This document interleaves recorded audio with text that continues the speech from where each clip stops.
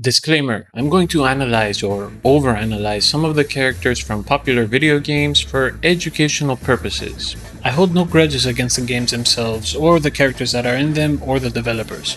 That being said, I was looking into some depictions of Pankration in popular media, and I found one that was particularly interesting because I had no idea the character was supposed to be portraying Pankration. That character is Urien, and I suppose the name threw me off, and I never really paid more attention to his fighting style. Apparently, his name is supposed to be based on Julian, the Hellenophilic Roman emperor who rejected Christianity in favor of Neoplatonic Hellenism. If that's true, that's awesome. But after learning that Capcom actually designed him as a Pankration fighter, I found that this character is actually incredibly faithful to the original art. So let's take a look at Urien and see what led me to this conclusion.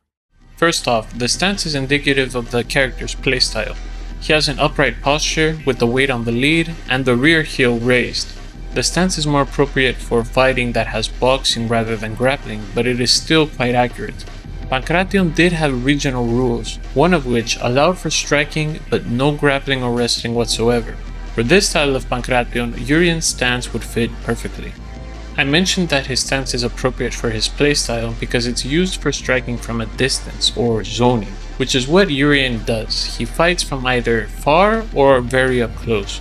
Also accurate is that his lead hand is open and his guard is slightly closed and raised towards his chin. The only criticism I have is that the legs are a bit too close together. The lead should be extended a bit more and the rear foot should be looking forward rather than back. But other than these very minor details, his stance is great. What he is wearing is 100% historically accurate. This is called a perizoma.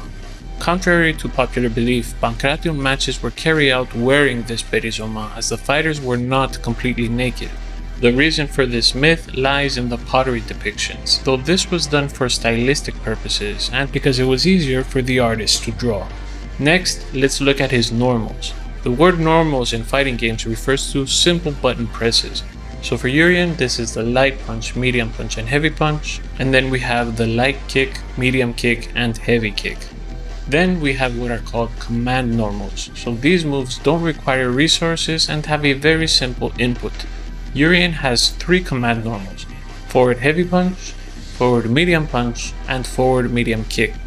Another key normal for Urien is his down and heavy punch, which is one of his most useful buttons. Now, all these normals could fit right into Pankration with little to no change.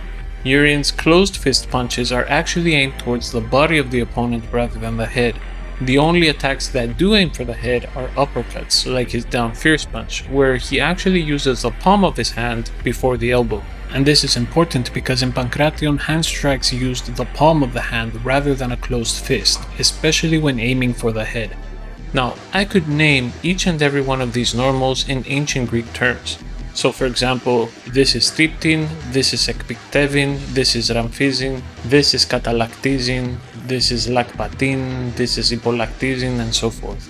The rest of his normal attacks, which he does while crouching and jumping, are made for gameplay purposes, so there's no need to analyze those. Now in regards to his special moves, we have to look at these in more of a mythological sense.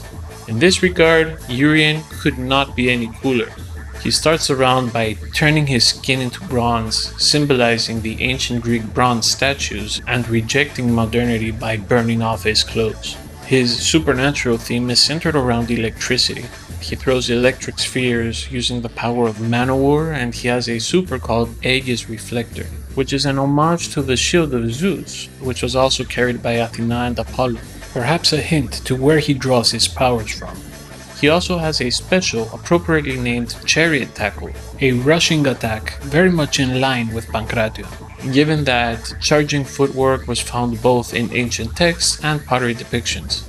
He also has this really bizarre knee dive, which again is mostly made for gameplay purposes because it's not unique to Urien. Other Third Strike characters have an almost identical special in which they leap into the air and come down with a strike, like Oro and Alex. But there is one, and just one, entirely inaccurate special, and this otherwise ruins the perfect score I would have given Urien. I speak of the, quote, dangerous headbutt. All historical evidence, or lack thereof, points to the fact that headbutts were illegal in Pankration and were therefore never used. It's a shame because this is the only move that Urien has that goes against his overall historical accuracy. I wish it would have just gone with a leaping elbow or really anything else, but you can't have it all, and given how great the character is, this is very much forgivable. Other aspects of Urien that show accuracy towards Pankration: his movement speed is very fast. He has very quick and long distance dashes, and he has a very high super jump. Leaping or rushing strikes and footwork were key parts of Pankration. Also his victory pose, where he dashes in to strike his conquered opponent on the ground with his palm, mind you, but shows restraint as there is no ground and pound in Pankration, and this is perfect. Oh, and how can I forget his throw, which is called Spartan Bomb. Awesome. So overall, my only gripe with this character is a headbutt, and maybe his knee drop special. There are just minor grievances for an otherwise almost perfectly designed character, especially given that he was made in the 90s when information about Pankration was not readily available. It may be 26 years after the fact, but I must give the developers of Street Fighter 3 their much needed props for the character design and respect for the art of Pankration.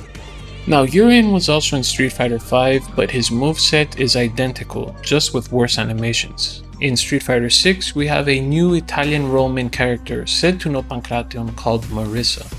Marisa claims ancient Greek ancestry, but is Italian and her stage is the Colosseum, so it makes sense that some of her moves would be more fitted towards the Roman rule set of Pankration, which did differ from the Hellenic competitions.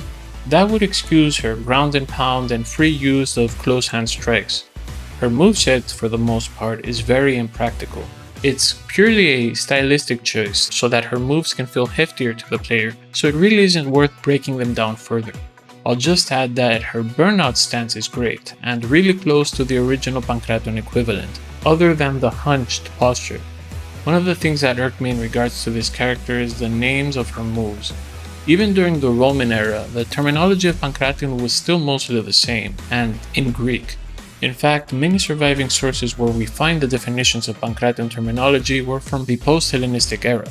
But don't think I'm overly negative with the character. I like Marisa's design, and anything that carries the name Pankration and displays it to a wider audience is something I'm grateful for, because even if it's inaccurate, it allows me to make content where I can educate others that would otherwise have never been interested in the art in the first place. Overall, I thank Capcom for making Marisa and for their interest in Pankration. But outside of the Street Fighter franchise, there is another character that supposedly knows Pankration, and his name is Jeffrey from a video game called Virtua Fighter. Jeffrey McWild is supposed to be an Australian fisherman of Scottish descent that, quote, mastered Pankration on his own. But after seeing his move list, there is really nothing that I would say is even remotely related to Pankration. It's mostly a mix of generic MMA and professional wrestling, so there's not much to analyze here. Once again, what's clear is that Urien is the most accurate depiction of the combat sport, not just in video games, but in all popular media, including movies, TV series, and what have you. Now, if you want more detail in regards to my analysis of Marisa before she came out, you can catch the short on Patreon with just a $2 subscription. And if you'd like to see an in-depth analysis of the connection between fighting games and combat sports with special guest David Graham, also known as Ultra David, you can catch that and all other previous videos, including ancient Hellenic workouts, breathing exercises, nutrition, film analysis, and more, all ad-free for just $5 a month. Thanks again for your support, and I'll catch you in the next video.